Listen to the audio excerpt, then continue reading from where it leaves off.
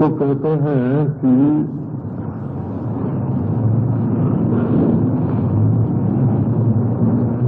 न तो ईश्वर ने अज्ञान बनाया है, ईश्वर ने अज्ञान नहीं बनाया है, ज्ञान भी नहीं बनाया है।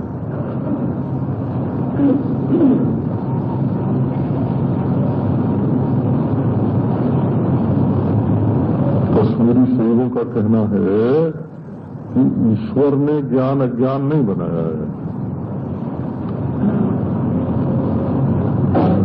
और ये दोनों अनादि भी नहीं है।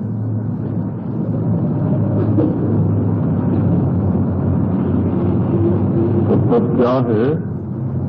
बोले हमारी मौज है, हम ही अपने को अज्ञानी बना के रखते हैं, हम ही अपने को ज्ञानी बना के रखते हैं। हमारी मौज हो तो अज्ञान को छोड़ सकते हैं, हमारी मौज हो तो ज्ञान को प्राप्त कर सकते हैं। न तो ये अनादि परंपरा से ज्ञान अज्ञान है और न तो ईश्वर ने बनाया है। तो ये क्या है कि ये हमारा ही उल्लास है। हम ही अपने को हीरे वाला मान के हीरे का भाव बढ़ता है तो धनी मान लेते हैं और हीरे का भाव घटता है तो गरीब मान लेते हैं। ईश्वर ने हमको हीरे वाला नहीं बनाया है।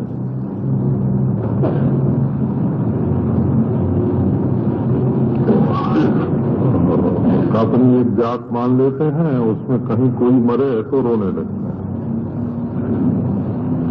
अपना एक मजहब मान लेते हैं तो उसमें कहीं फर्क पड़े तो रोने लगते हैं। बोले ये सब का सब हमारा स्वातंत्र है। भक्त लोग मानते हैं कि हमारा पारतंत्र है, जो ही बांधे सोई छोड़े। ईश्वर ने हमको बांध दिया है और ईश्वर हमको छोड़ेगा तो हम टूट जाएंगे। उसने अभी अज्ञानी बना रखा है, वो ज्ञानी बना देगा तो हम ज्ञानी हो जाएंगे। तो भक्त लोग तो ईश्वर ही ज्ञानी अज्ञानी बना के हमारे साथ खेल रहा है। जीव परतंत्र है, ईश्वर स्वतंत्र है। और कश्मीरी से वो मानते हैं कि ये तो हमारी स्वतंत्रता है, स्वतंत्रता।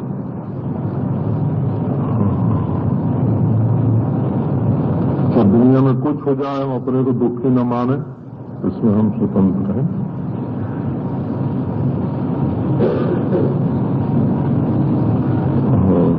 मृत्यु हो जाए मृत्यु। बड़े बड़े बहादुर, तो हमारे बचपन में उनकी बड़ी चर्चा होती थी। एक खुदीराम बोस के साथी थे। स्वतंत्रता आंदोलन में दोनों को फांसी की सजा हुई थी। वो बंग भंग जब हुआ, तो जब उसको फांसी की सजा सुना दी अंग्रेजों ने, और उसके बाद जितनी देर थी उसमें उसका वजन बढ़ा। वो हंसता था, खिलता था। और बहुत अच्छा हुआ जो हमको फांसी की सजा हुई। तो क्यों भाई? तो बोले कहीं काला पानी हमको भेज देते तो हम 10-20 बरस वहां पड़े रहते और बहुत दुख पाते। और अब तो हमारी फांसी होगी तो हम मरेंगे, फिर जन्म लेंगे 15-20 बरस में, तो फिर हम स्वतंत्रता का आंदोलन करेंगे, अपना काम करेंगे। वो मरने के नाम पर खुश हुआ। वो ऐसे बहुत से बहादुर हुए जो गाते हुए फांसी पर लटके। सरफरोशी की तमन्ना अब हमारे दिल में। हम लोग भी गाते थे ऐसा। सरफरोशी की तमन्ना अब हमारे दिल में है, और हम अपना सिर कटाना चाहते हैं। देखना है जोर कितना बाजुए कातिल में है। कत्ल करने वाले के हाथों में कितना जोर है, ये अब हम देखेंगे। और तिरंगा झंडा हो, ऊंचा झंडा रहे हमारा।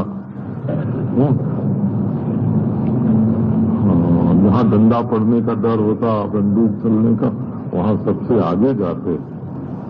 तो एक ये माने उत्साह की जो अपने अंदर कमी है ना,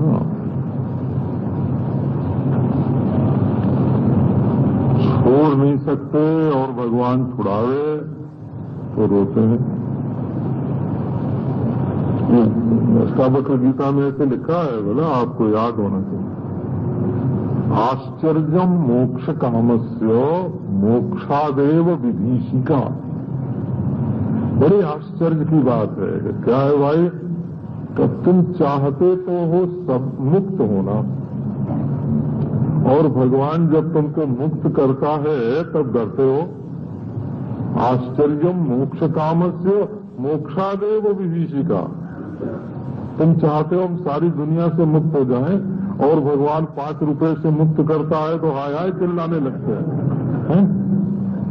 आश्चर्य मोक्ष कामस्य मोक्षादेव विभीषिका। तो भक्ति के सिद्धांत में सब कुछ ईश्वर के हाथ में है।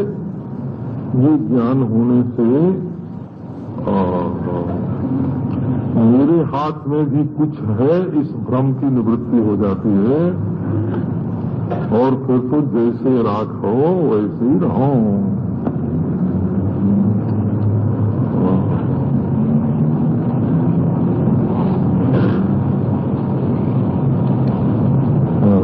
भगवान तपस्वी जीवन बनावे तो भोगी बनेंगे कि हाय हाय हम भोग में फंस गए, और भगवान तपस्वी बनावे कि हाय हमारे पास तो कुछ है ही नहीं। दोनों तरह से हाय हाय करके भगवान के कान खाते हैं।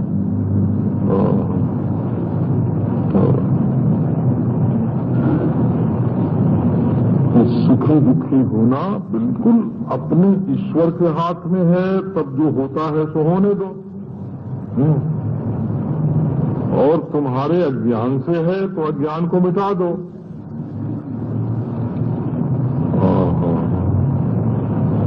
और तुम्हारी मौज है तो जरा अपनी मौज बदल लो।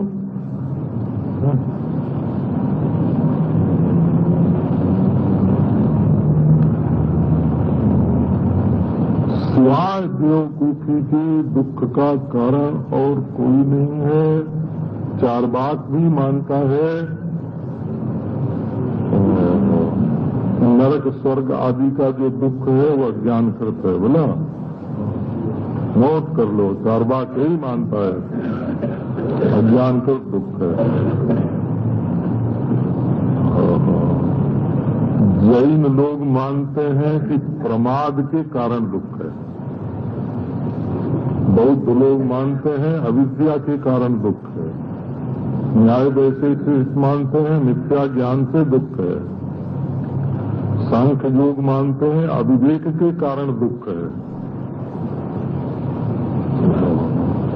मीमांसक लोग मानते हैं वेद शास्त्र का जो सिद्धांत है उसका संस्कार न होने के कारण तुम ऐसे ऐसे काम कर डालते हो कि स्वयं बन जाते हो। वेदांत कहता है अपने आप को नहीं जानते हो इसलिए तुमको दुख है।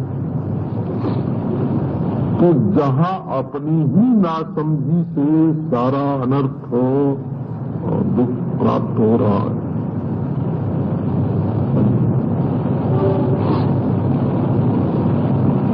वहां थोड़ी सी समझदारी की जरूरत है। भ्रमात् संसारवानिव। आप संसारी नहीं हैं, आप भ्रम बस अपने को संसारी मानते हैं। भ्रम से जो चीज मानी जाती है वो सच्ची कभी होती नहीं, और भ्रम के मिटने से जो चीज मिट जाती है वो भी कभी सच्ची होती नहीं। हम दुखी हैं ये भ्रम है। अरे आप हैं, इससे बढ़िया इससे बड़ी और कोई बात नहीं हो सकती कि आप हैं। अच्छा, इससे बड़ी और कोई बात नहीं हो सकती कि जैसे सिनेमा में सब तमाशे दिए देखे जाते हैं, आग लगती है, लड़ाई होती है, बिछुड़ता है, मरता है? और आप उसका तमाशा देखते हैं। ऐसे आप इस जीवन का तमाशा देख रहे हैं, आप तमाशाई हैं। इससे बढ़िया और बात क्या हो सकती है कि आप हैं और जिंदगी के बाहर के सारे तमाशे देख रहे हैं। और इससे बढ़िया क्या होगा कि आप अपने प्यारे हैं। इससे बढ़िया क्या होगा कि आप कभी मर नहीं सकते।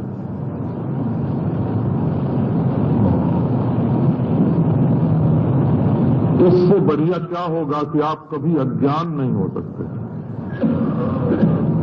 इससे बढ़िया क्या है कि आप कभी दुख नहीं हो सकते। ऐसा बढ़िया क्या है कि कोई दुश्मन आपका कोई नुकसान नहीं कर सकता। ये तो साची बात है, सच्ची है। ये कुर्सी पर बैठने से नहीं मिलती है वो। ये राष्ट्रपति प्रधानमंत्री होने से नहीं मिलती है। ये कोई सेठ पेट होने से नहीं मिलती है। वो कोई रेस वाला ड्रेस वाला होने से ये चीज नहीं मिलती है।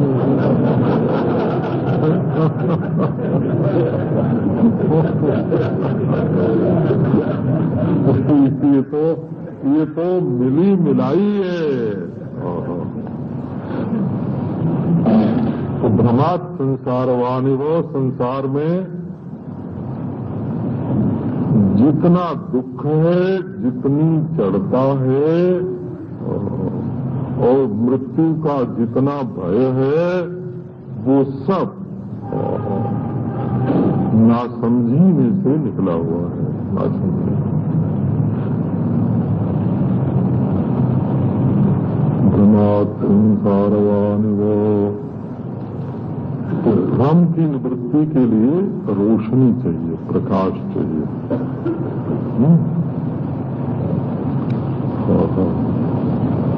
हमने एक शहर में पहले पहल रात को पहुंचे, तो दिशा का ठीक ध्यान नहीं हुआ। पूरा कॉम्पस पूछ लिया भाई। उन दिनों हम लोग उत्तर दिशा की ओर अपना सिर करके नहीं सोते थे। जब की बात है, शास्त्र में लिखा है कि उत्तर दिशा की ओर सिर करके नहीं सोते। तो पूछ लेते थे भाई इस चारपाई का सिरहाना किधर को है। तो जैसा बताया वो नहीं देता हो। और जब सवेरे सूर्य की रोज प्रकाश हुआ, देखा सूर्योदय किस ओर हो रहा है, तो सूर्य का प्रकाश होते ही दिशा का ज्ञान हो गया। ये पूर्व है, ये पश्चिम है। तो विभ्रम मिट गया ना बुद्धि में से। फिर धर्मों करके संध्या वंदन किया, फिर शाम को सूर्यास्त किया। अब धीरे धीरे धीरे ये संस्कार दृढ़ हो गया कि कौन पूर्व है, कौन पश्चिम है।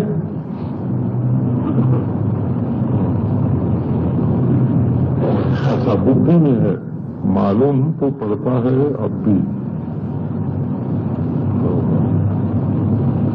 एक शहर है गाजीपुर, उत्तर प्रदेश में। तो वहां बचपन से ही 8-10 वर्ष की उम्र से ही हमको जाना पड़ता था। तो दिग्भ्रम हो गया। वहां की जो जज्जी कचहरी थी उन दिनों, वो दक्षिणाभिमुख थी। हमको मालूम पड़ता कि उत्तराभिमुख है। उस ट्रेन उधर जेल खाना है, ट्रेन है। अब हमारी ट्रेन जब वहां से निकलती है कभी, तो हमको वही भ्रम वाली दिशा मालूम पड़ती है। ट्रेन जाती है पूरब को, हमको मालूम पड़ता है पश्चिम को जा रही है। लेकिन हमारी बुद्धि में वो भ्रम नहीं है। वो हम जानते हैं कि ये ट्रेन जब गाजीपुर से बलिया जा रही है तो पूरब की ओर जा रही है, पश्चिम की ओर से नहीं जा रही है। पश्चिम की ओर नहीं जा रही। तो भ्रम प्रतीत तो होता है, परंतु बुद्धि में वो बाधित है ना। बुद्धि में भ्रम नहीं है, हाँ, वो तो अभ्यास संस्कार में भ्रम है। तो भ्रम को दूर करने के लिए ज्ञान प्रकाश, जैसे सूर्य का प्रकाश चाहिए दिग्भ्रम दूर करने के लिए। यदि आप कांच को हीरा समझते हो तो जांच कर लीजिए उसकी, जांच कर लीजिए तो मालूम पड़ेगा ये कांच है, हीरा नहीं। जिसको आप हीरा समझ के रोते हैं वो हीरा समझ के खुश भी होता है। एक बात आपको सुनाता हूं। हम लोग जा रहे थे बद्रीनाथ, तो पैदल जा रहे थे। दादा के पास एक घड़ी थी, उन दिनों वो 125 रुपए की थी, किसी ने दिया था। तो रुद्रप्रयाग के आगे जाने पर हम लोग किसी चट्टी में रात को सोए, और जब वहां से 5-4 मील चल के सवेरे सवेरे आगे बढ़ गए, तब दादाजी को मालूम पड़ा कि हमारी गाड़ी तो कहीं गिर गई या छूट गई। तो हम बढ़े आगे और वो लौट के गए पीछे गाड़ी ढूंढने के लिए। और हम तो 10-11 मील 12 मील चल के फिर बैठ गए। जब दादाजी लौट के आएंगे तब आगे चलेंगे। दादाजी लौट के आए, बड़ी धूप हो गई थी, कड़ी धूप, खांसते थे, सवेरे से कुछ खाया पिया नहीं था, व्याकुल थे। अच्छा, मैंने कहा झरने पर से पानी ले आओ। पानी लेने गए दादाजी तो वहां एक अंगूठी मिली और वो चमाचम चमकती थी। ले आए, हमको दिखाया। हमने कहा भाई ये तो हीरे की अंगूठी है, कोई 2000 रुपए की तो जरूर होगी। अब महाराज उस 125 की घड़ी खोने का जो दुख था वो तुरंत मिट गया। देखो भगवान ने, भगवान ने 125 रुपए को का तो नुकसान किया और 2000 रुपए की अंगूठी दे दी। और वहां ढूंढना यात्रियों में ये तो शक नहीं था कि किसकी, क्योंकि यात्री तो वहां आते जाते हैं ना, रहते तो है नहीं, किसकी कब गिरी। तो वो अंगूठी लेके हम लोग बद्रीनाथ पहुंचे। तो जब बद्रीनाथ पहुंचे तो वहां जाके किसी को दिखाया कि ये अंगूठी कितने की है। तो उसने बताया कि 4 आने की होगी।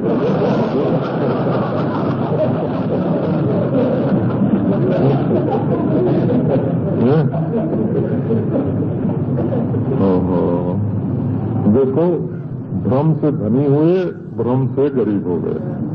भ्रम ही है ना दोनों। हमको ये हीरे की अंगूठी मिल गई तो अरे ये तो कांच की है। ऐसे ये दुनिया में जितने दुख सुख हैं ये बिल्कुल भ्रांत हैं। वो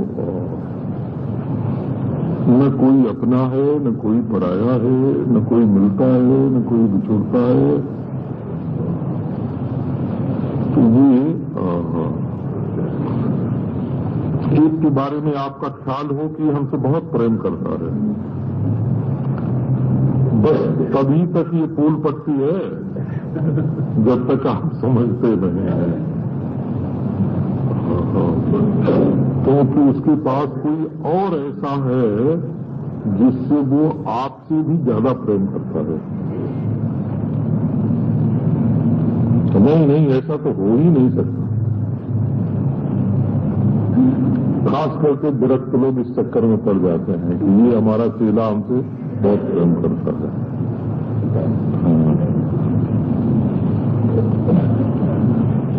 उनको प्रेम, क्योंकि उनके अंदर प्रेम नहीं होता है तो वो दूसरे के प्रेम पर विश्वास ज्यादा करते हैं। आदमी दूसरे के धन को, जैसे गरीब लोग हैं ना, हाँ, दूसरे के पास लाख रुपया हो तो करोड़ बता देंगे, दूसरे के धन को कम नहीं आता। वो फंस जाते हैं, ये हमसे बहुत प्रेम करता है। यदि उसकी पूल पट्टी खुल जाएगी तो आप देखेंगे कि आपसे वो जितना प्रेम करता है उससे ज्यादा प्रेम करने के लिए उसके पास कोई और है। तो शायद वही हम हो, शक तो ऐसे होता है। तो नहीं, वो आप नहीं है, वो उसका अपना आपा है, हाँ, जिससे वो ज्यादा प्रेम करता है। उसके सामने वो 3 लोग को निछावर करके फेंक सकता है, और यदि ईश्वर भी उसके मन के अनुसार न चले तो ईश्वर को भी 4 गाली सुना दे। सबसे ज्यादा प्रेम अपने आप से है। आप अपने आप को दुखी मत कीजिए। अच्छा जी, तो आइए, अपने बारे में जब आपका ज्ञान आवेगा तब ये भ्रम मिट जाएगा। असल में भ्रम तो ईश्वर के बारे में भी है और भ्रम जगत के बारे में भी है और भ्रम अपने बारे में भी है।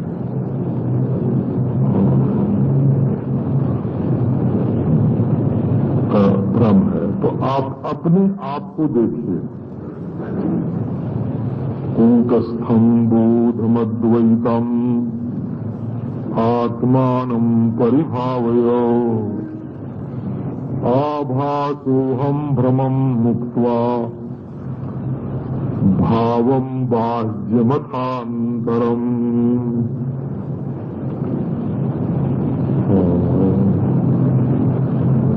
एक अहंकार बीच में आ गया है। आप अपने को वो रोशनी नहीं समझते जो सबके हृदय में प्रतिबिंबित होती है। आप वो प्रकाश हैं जो देश के भीतर नहीं होता, देश का प्रकाशक होता है। गुरु महाराज और राजनीति में और राष्ट्रीयता में तो भारतवर्ष एक देश है, ऐसा नहीं इंग्लैंड एक देश है। देश पैदा होते मिटते रहते हो। आपको मालूम है ना, पाकिस्तान पहले कहाँ था, बन गया।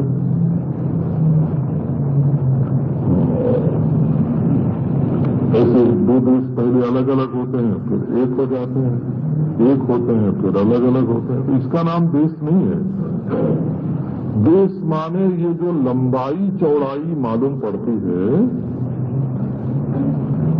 ये लंबाई, ये चौड़ाई, इसके अंदर मैं हूं, ये भ्रम है। प्रांतीयता का व्यामोह, मैं अमुक प्रांत का हूं, दूसरे प्रांत को तकलीफ देने वाला हो जाता है।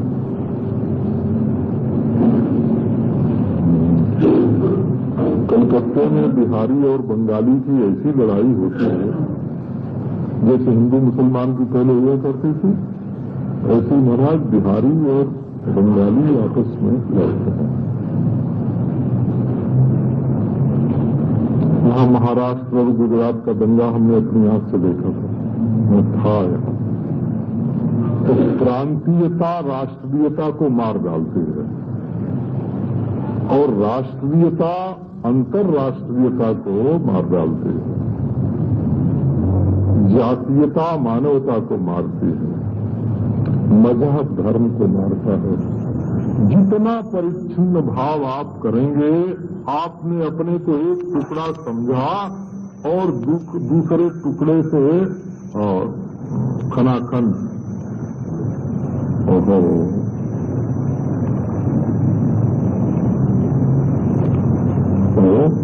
खन खन खन खन तेजा बाजे, चमचम चमक उठे तलवार, जहां अपने को आप टुकड़ा मानेंगे तो पत्नी से भी लड़ाई होगी, वो पति से भी होगी, भाई से भी होगी, बेटे से भी होगी, माँ से भी होगी। आपका जो अलगाव है वो लड़ेगा। आप वो हैं जिसमें लंबाई चौड़ाई की माप नहीं होती। आप एशियाई भी हैं, यूरोपियन भी हैं, अमेरिकन भी हैं, अफ्रीकन भी हैं, आप क्या नहीं हैं? आप धर्मात्मा हैं, हिंदू मुसलमान ईसाई सब हैं। आप मनुष्य हैं, आप में ब्राह्मण क्षत्रिय सब है। आप जीवात्मा हैं, आप में पशु पक्षी सब है। आप अद्वितीय ब्रह्म हैं। अपने आप को जानिए, आप कौन हैं? कूटस्थम बोधमद्वैतम। पुनः पुनः विचार कीजिए, क्योंकि अनादिकाल से आपकी वासना में ये जो भ्रम भर गया है कि मैं नन्ना मुन्ना हूँ, ये बचपन छोड़िए। ये बचपन है, वो अपने को छोटा मान बैठना, ये बचपन है।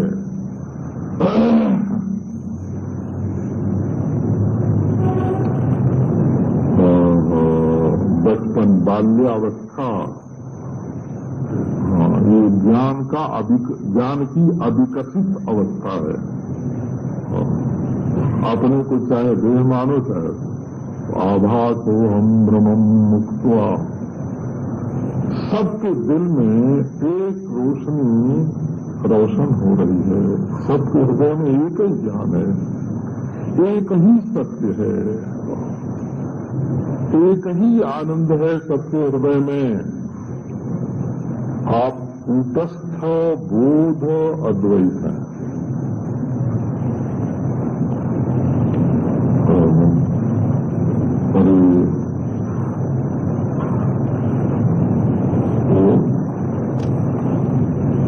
कूटस्थ में क्या होता है?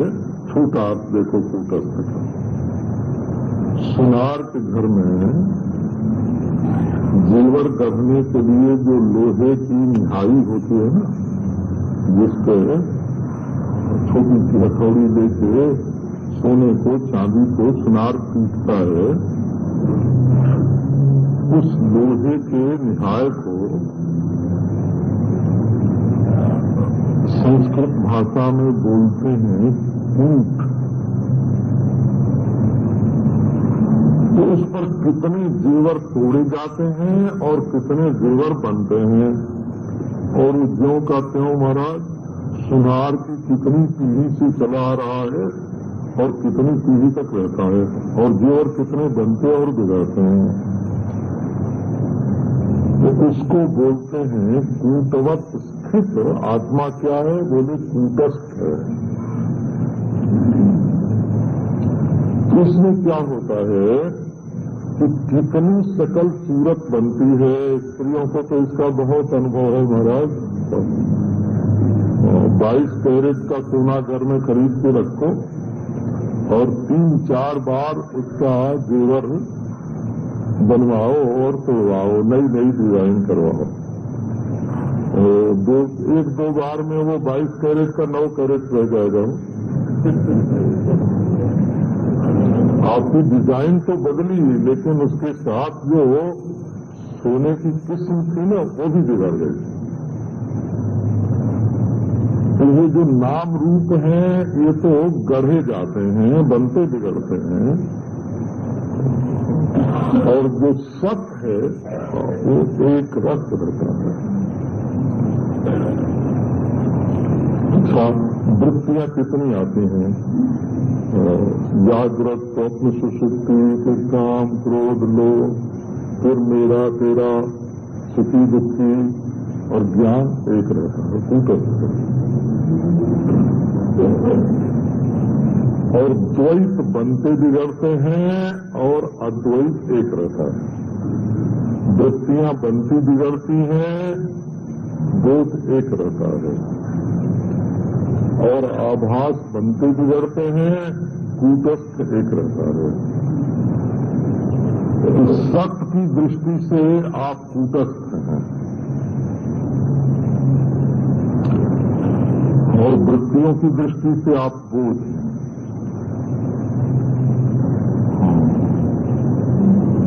और ये भेद भ्रम जो है, भेद जाल, इसकी दृष्टि से आप अद्वैत हैं। इस बात को बारंबार सोचिए। भीतर मैं सुखी दुखी हूं, ये मत आने दीजिए, ये आभास है। और बाहर ये मेरा है, ये तेरा है, ये मत आने दीजिए। अब आप लोगों का मेरा तेरा कैसा है ये तो भगवान जाने। आप तो सब बड़े समझदार हैं।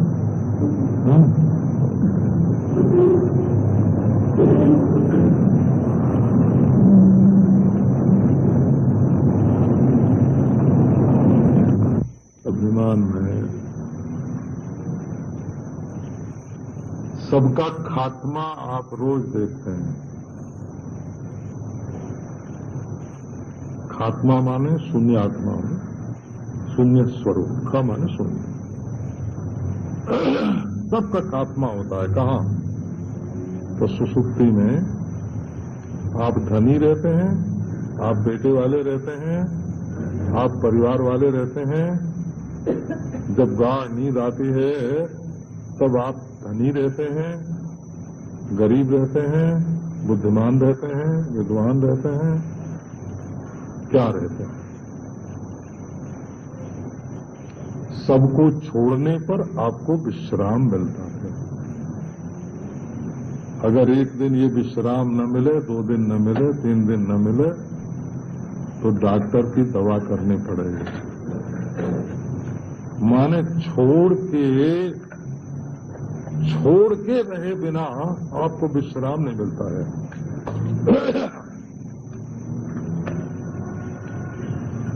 सुखी दुखी भी छोड़ कर रहना होता है। तो चाहे जितना रो लें दिन में, सोते समय नहीं रोएंगे। चाहे जितना हंस लें दिन में, सोते समय नहीं हंसेंगे। जब ये हंसना रोना दोनों छूटता है तब आपको विश्राम मिलता है।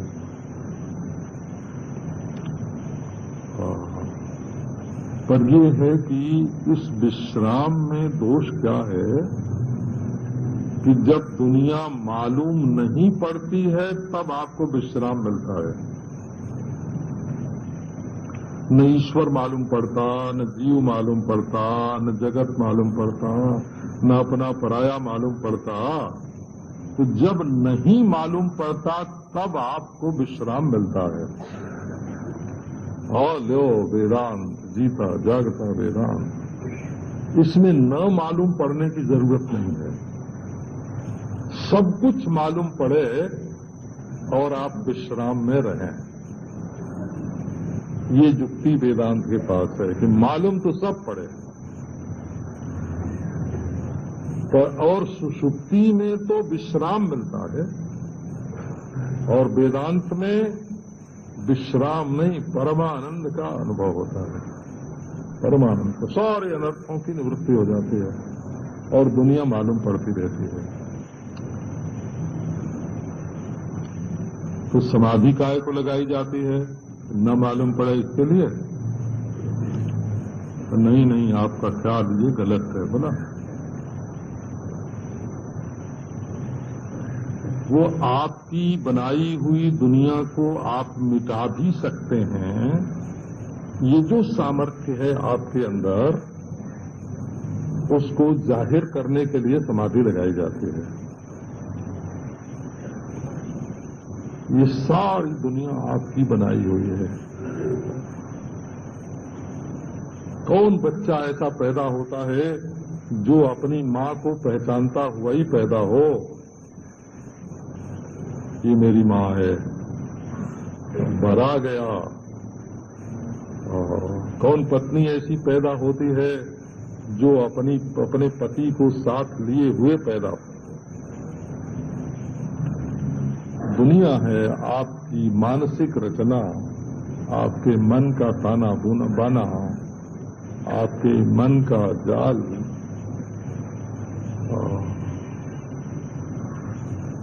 ये मेरा, ये मेरा, ये मेरा।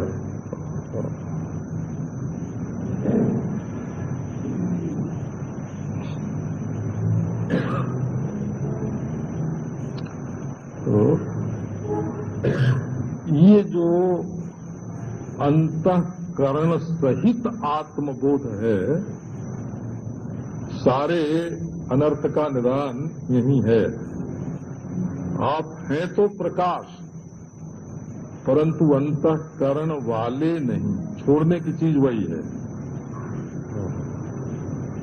जन्म मृत्यु का भय उसी में होता है, समझदारी ना समझ का भय उसी में होता है, और सुख दुख का भय उसी में होता है, मरने जीने का भय उसी में होता है। उस अंतःकरण को ही छोड़ना पड़ेगा। तो ये कैसे होगा? इसके लिए मुनित्रयम् नमस्कृत्य, व्याकरण के प्रारंभ में सिद्धांत में देखते हैं, मुनित्रयम् नमस्कृत्य तदुक्ति ही परिभाव्य च, परिभावना करनी पड़ेगी। क्या?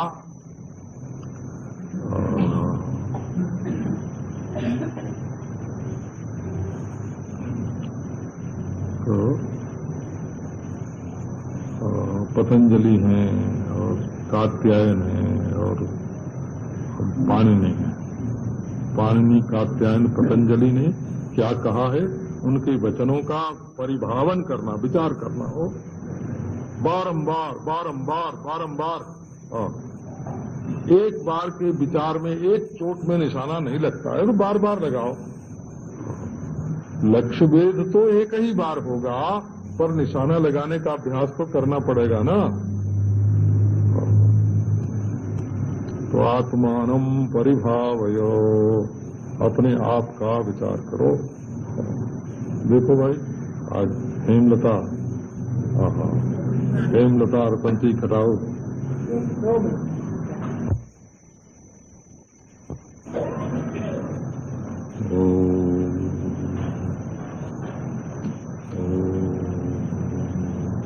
आज्ञा धर्मशास्त्रम् सहज शुचि कथा ब्रह्म विद्या नवद्या ध्यानम् सर्वात्मभानम् स्थिरचरहित कृच्छेमुषी शान्तिभूषा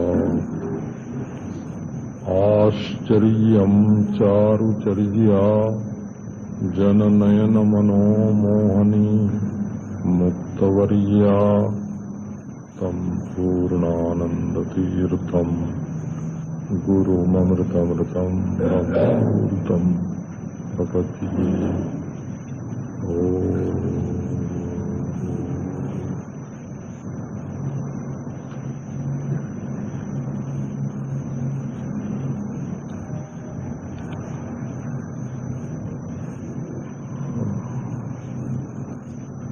इंद्र शब्द का अर्थ है हाथ।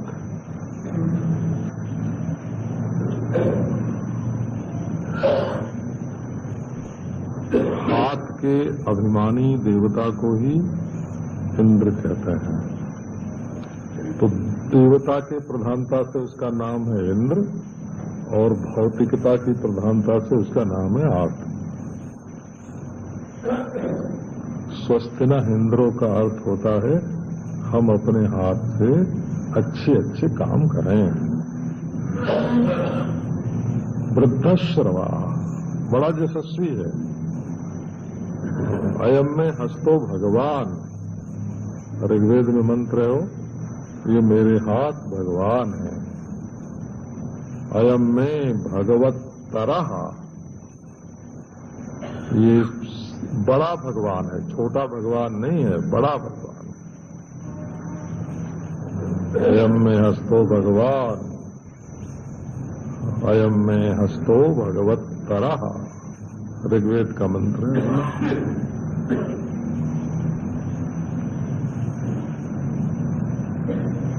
तो आदमी का फैलने का मन होता है। ब्रह्म रूप है ना, तो जो ब्रह्म रूप होगा वो संकीर्णता में कभी अटेगा नहीं। तो जब मनुष्य अपने को शरीर मान लेता है जीव, तब भी उसका मन रहता है कि मैं फैल जाऊं।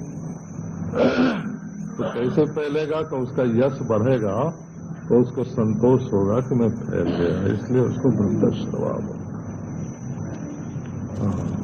स्वस्ति नः पूषा विश्ववेदाः, ये पूषा सूखा, यजुर्वेद में पूखा बोलते हैं वो, और ऋग्वेद में पूषा बोलते हैं।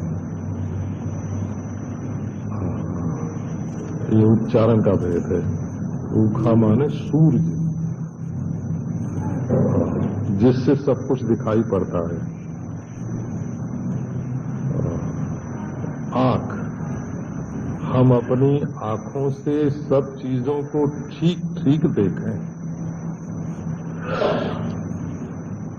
स्वस्ति नस्तार्क्ष्यो अरिष्टनेमि,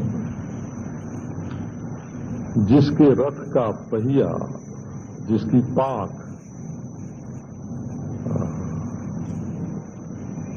कहीं प्रतिहत नहीं होती, वो शब्द रूप गरुड़, ये जो हम बोलते हैं ये गरुड़ है। हृदय में भगवान हैं, वो शब्द के गरुड़ पर बैठते हैं और दूसरे के कान के रास्ते घुसकर हृदय में प्रवेश करते हैं। तो ये शब्द गरुड़ है, ये भगवान का वाहन है। अच्छा, और इसकी गति कहीं रुकती नहीं है। यहां तक कि बोलना हो कि वो शब्दातीत है तो भी शब्द से ही बोला जाएगा। अरे वहां शब्द की गति नहीं है, कि तुम कर क्या रहे हो, तो शब्द ही तो बोल रहे हो। अरिष्ट नेमि का अर्थ है कि ऐसी कोई बात नहीं है जहां शब्द की पहुंच न हो। अशब्दम भी शब्द कह के बोला जाता है। न तत्र वाग गच्छति यतो वाचो निवर्तन्ते, सब शब्द ही है। स्वस्ति नो बृहस्पतिर्दधातु, बृहस्पति माने बुद्धि, बुद्धि के देवता का नाम है बृहस्पति। लेकिन जो अच्छी बुद्धि देता है वो तो बृहस्पति है, देवता का गुरु है। देवता के गुरु का नाम बृहस्पति होता है और दैत्य के गुरु का नाम शुक्र होता है। शुक्र माने बल भी। दैत्यों को मार्ग का निर्देश कौन करता है कि हमारे अंदर कितनी ताकत है। ताकत देखेंगे दूसरे के ऊपर छा जाएंगे। और देवता का जो गुरु है वो बुद्धिमत्ता का मार्ग बताता है। तो हमारे हाथ से अच्छे काम हो, आंखों से अच्छी अच्छी बात देखें, मुंह से अच्छे शब्द बोलें और बुद्धि से बढ़िया बढ़िया बात सोचें। ये वेद का मंत्र है। स्वस्ति माने अविनाश, स्वस्ति शब्दों विनाश वचना।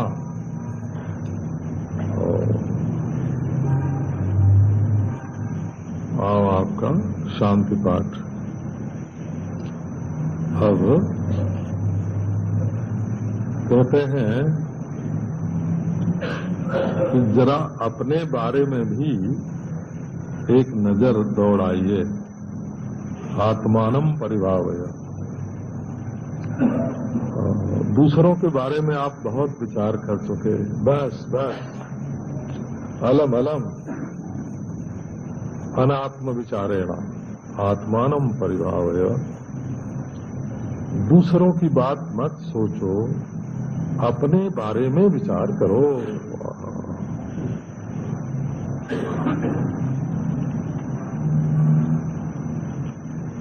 आप अपनी आंख पर एक दूरबीन लगा लें और आपको मालूम न हो कि ये कितनी दूर तक दिखाता है, तो आप उससे सही कुछ नहीं जान सकेंगे। एक खुर्दबीन आप ले लें, ये किसी चीज को लाख गुना करके दिखाता है कि 10,000 गुना, अगर ये आपको मालूम नहीं हो तो खुर्दबीन से दूरबीन से देखी हुई चीज आपको बिल्कुल गलत दिखेगी। तो यदि आप अपने बारे में नहीं जानते हैं कि आप कहां बैठ के देख रहे हैं,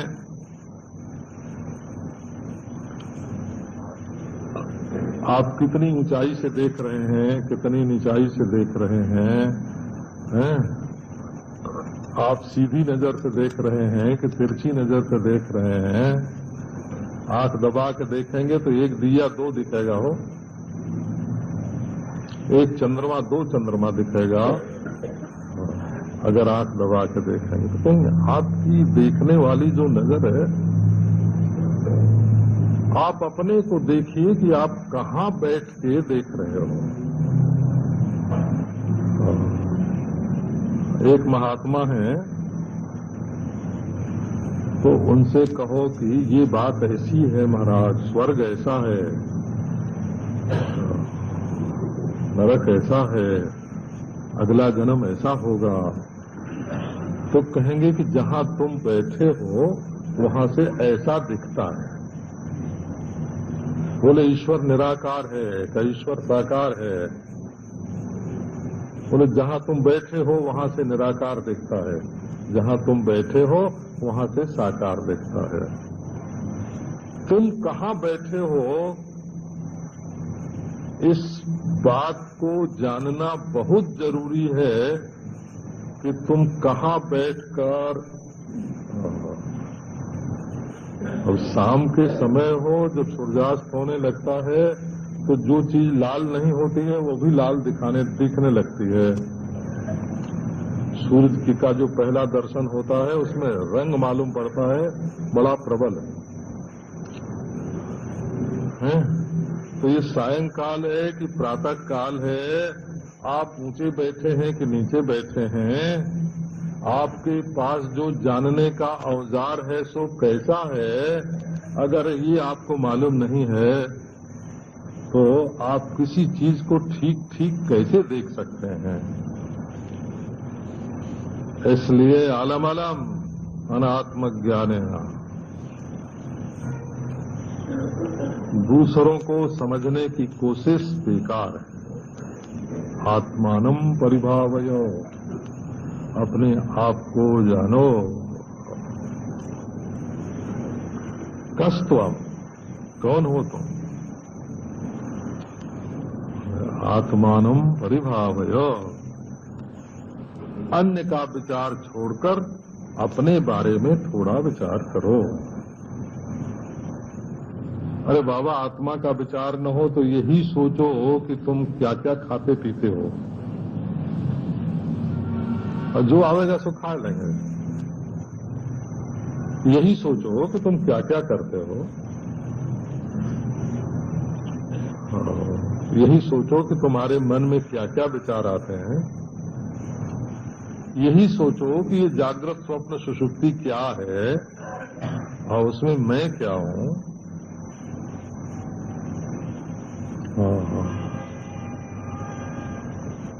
एक महात्मा ने कहा,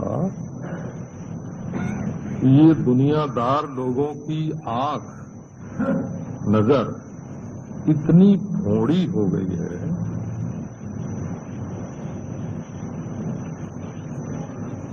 कि ये केवल जागते समय जो चीजें मालूम पड़ती है उन्हीं को सच मान करके उसी के आधार पर सत्य असत्य का निर्णय करते हैं।